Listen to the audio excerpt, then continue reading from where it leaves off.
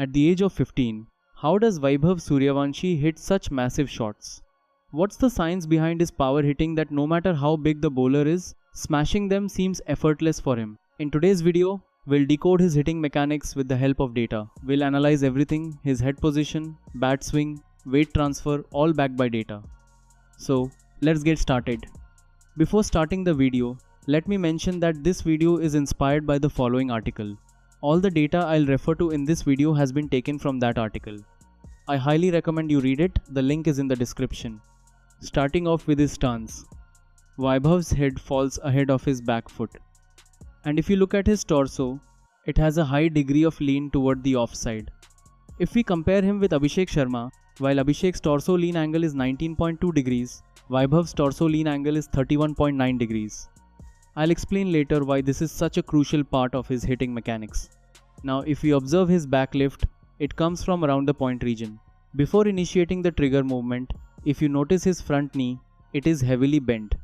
This means that along with his back foot, his weight is also loaded onto the front foot. As soon as his trigger movement begins, his front knee gradually straightens, while his back knee bends more. This means he is transferring his weight from the front foot to the back foot during the trigger movement. You can test this yourself. Stand in a batting stance and notice that when you bend your front knee, your weight shifts to the front foot, and when you bend your back knee, your weight shifts to the back foot.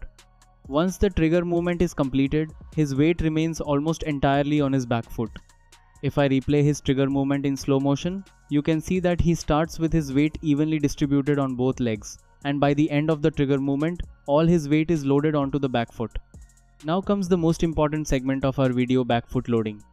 If you've ever seen a baseball batter's stance, at the time of release, their front foot remains in the air and all their weight is loaded onto the back leg. They do this because in baseball, along with timing, you need immense power to hit the ball far.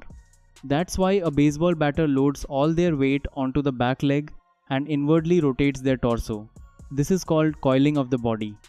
When you coil your body like this, it creates maximum stretch. Just like stretching a rubber band stores potential energy which gets released when you let it go. Similarly, when you load your weight onto the back leg and coil your hips, rotational energy gets stored in your body. Then, at the moment of contact, when you rotate your hips and uncoil your body, all that energy gets transferred into the ball. The reason I explained all this is because this is exactly the secret behind Vaibhav's power. By loading his weight onto the back leg and rotating his hips inward, he fully coils his body. Then at the moment of contact, his hips uncoil to generate all that power. Here in slow motion, you can see how his body is uncoiling. This is also called hip-shoulder separation. I know this might feel a little overwhelming for some of you, so if you have any questions, feel free to ask them in the comment section. Now let's move to the next component of his batting, his bat swing. Vaibhav's bat swing is extremely interesting. His bat first goes downward, then rises back up. At the peak of his back lift, his bat almost points back toward the bowler. And if you notice this frame, his wrists are completely cocked. Before beginning the downswing, he uncocks his wrists. In slow motion, you can clearly see how his wrists are uncocking. Again, if I show a baseball example, this is the kind of motion his wrists are going through. By uncocking his wrists like this, he generates a very powerful wrist snap, which gives him tremendous bat speed at the time of contact. Now, wrist snap itself is a highly technical topic, and I'll probably talk about it in another video. So if I summarize everything, his back foot loading, wrist, snap, hip-shoulder separation, everything works together to provide him with immense power at the moment of contact. That was the in-depth analysis of his biomechanics. Now let's decode some of his interesting stats.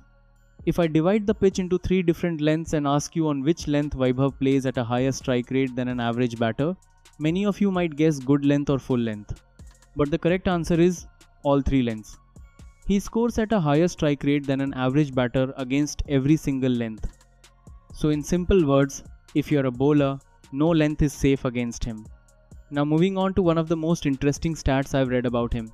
Here we are talking about difficult kinds of deliveries. Deliveries that are hard to play, like high pace balls, high bounce deliveries, or balls that grip and hold on the surface. When you compare his performance against such deliveries with that of an average batter, you can see that he outperforms them against every type of difficult delivery. This is a really interesting stat because many people argue that maybe he's only scoring against easy bowling or that he hasn't yet been tested against tough bowling attacks. But through the data, we can clearly see that even against difficult deliveries, his performance is significantly better than most batters.